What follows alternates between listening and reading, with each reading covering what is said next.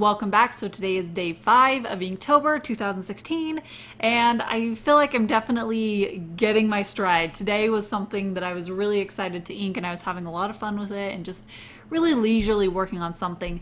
And so far, up until this point, I had done a sketch, and then I wanted to do more of a finished type artwork where I would do the sketch and then I would transfer it onto the final paper, whatever it may be, whether it was Bristol board or watercolor paper. But today I decided that I wanted to go straight into inking my sketch. I knew that for one thing that would be a lot less stress and a lot less of a time commitment, because once you add in having to transfer it over and making sure that everything is all ready to go for the process of taking it from one paper to another, it adds so much more time to it than it seems like it should. But so I did want to get into trying that out a little bit more, about going in just on top of the sketch. And honestly, I actually really love the look of it. I love when the sketch can shine through and you can see the grittiness of that below the much more precise and cleaned up line work. So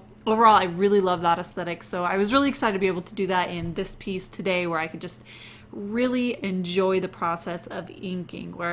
Even like yesterday where I was using the light box, there's just another level of like, I have to get it perfect because there are no other marks on the page except for the perfect ink. But when it's like this and there's already sketchwork on top of it, it is a lot less stressful, because if I do kind of an errant mark, it's okay because it's not gonna stand out against everything else that's perfect. But yeah, today I am using my microns again. And man, I don't know how I've gone so long without owning some non-dead microns, because I loved using inking pens like this for so long, and now that I'm starting to use them again, I'm remembering why I love them so much. And I love drawing this one today, and I love doing yesterday's, so I'm definitely remembering why I love these pens.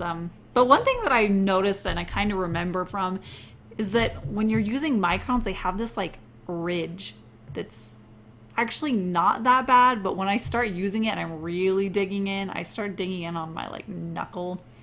So I don't know, I just need to get better at holding it a better way, I think. But for the most part, these are actually very comfortable and super cheap. Maybe that's why I really love microns, is that they're waterproof, so that I can use watercolors or whatever I want to do on top of it. And they are really, really cheap, so I feel like I can really burn through them, and they're a tool that I can use. But yeah, I will have a link below if you want to check out microns if you're in need of microns, because honestly, I feel like everyone needs microns. I love microns. And today I'm actually working in a hardbound crescent Rendr sketchbook, which I'm really excited about, because I know that a lot of people have had some really good things to say about Rendr sketchbooks, and I've really wanted to try one out. And they just sound really perfectly attuned to using ink in them, especially Copic markers, where you can really blend lots of layers on them, because they're really thick paper that doesn't bleed a lot, or at all. It doesn't bleed at all. But I really love this paper, and I kind of lucked on it because I found it in the clearance aisle at Michael's, where it had, like, the identifying paper had been ripped off, so it was marked way, way lower than it should have been, and I was just so excited. It was like finding hidden treasure in Michael's. But yeah, I actually have had kind of a hard time working in hardbound books for a long time now, and I always love the appeal of them, but I think that there's the hard part of it feeling like it is permanent. But honestly, I've gotten to a point where I don't really tear anything out of my sketchbooks anymore. It's not that I feel like everything in there is good, I don't mind if I have ugly things in my sketchbook now. So I think that issue isn't as much as it used to be. But another thing is that I feel like I can never get it to lay in a comfortable, flat way.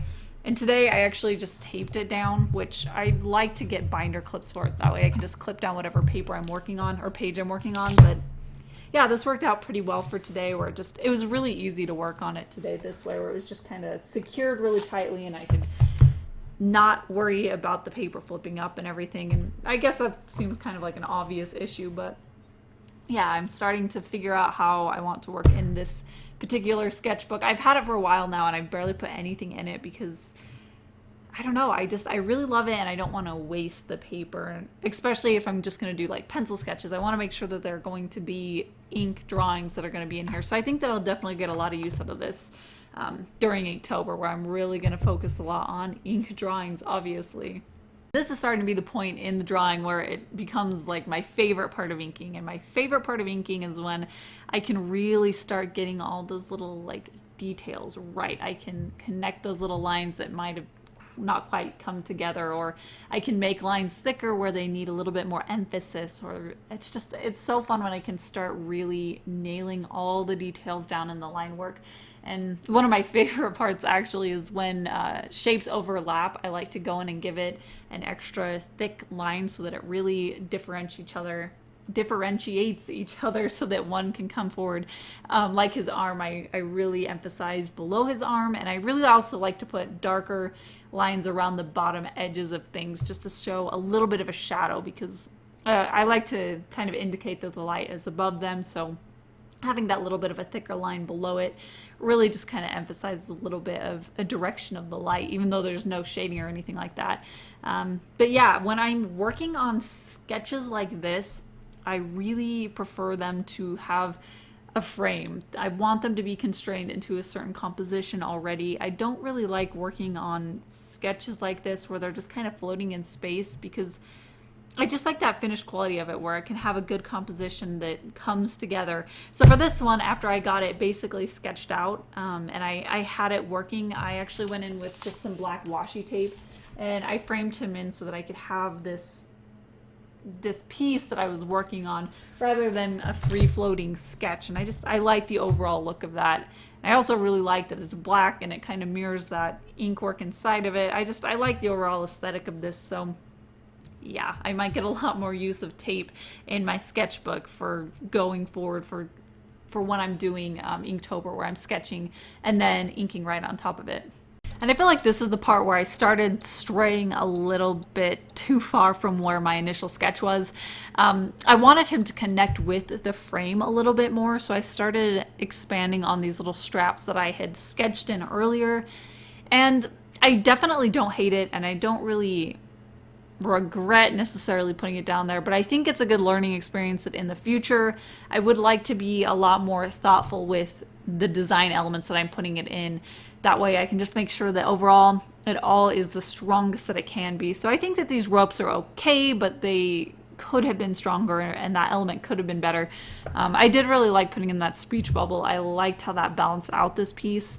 But after I was done sketching in those like straps and the speech bubble, I realized that because I didn't sketch those in with the pencil at the beginning, there was no blue pencil below it, so I went in there with my Color Erase pencil and just added fake sketch lines like I had initially sketched those in, just so it was really had a continuous look throughout the whole piece and it had that blue hint of color throughout it. And if any of you are curious, I'm not actually working off of a prompt list right now.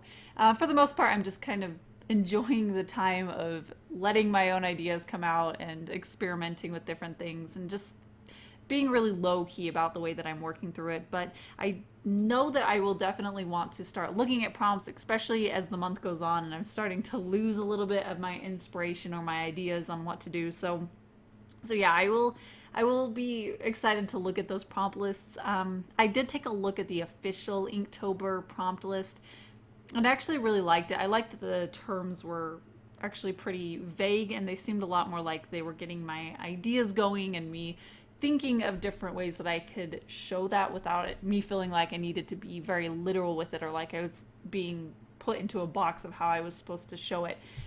So yeah, I really like that one. I think I'll definitely look at that one. And I know there's some very Halloween oriented lists out there, and those I will definitely be looking at because I love Halloween, and that's really what I want to emulate in my Inktober pieces. So as time goes on, I'll look at them more, and I'll also link down below to the official Inktober list if you'd like to take a look at that prompt list. But yeah, but that is pretty much it for today's Inktober. I just really loved working straight on the sketch today. It was really just an enjoyable process for me, and I think that's what I'm most excited about for Inktober, is that as each day goes by that I have a really good day and I feel really inspired by it and excited by what I'm working on, I get to remember that the next day is an opportunity to experience that all over again and find new ways to do pictures that get me that excited.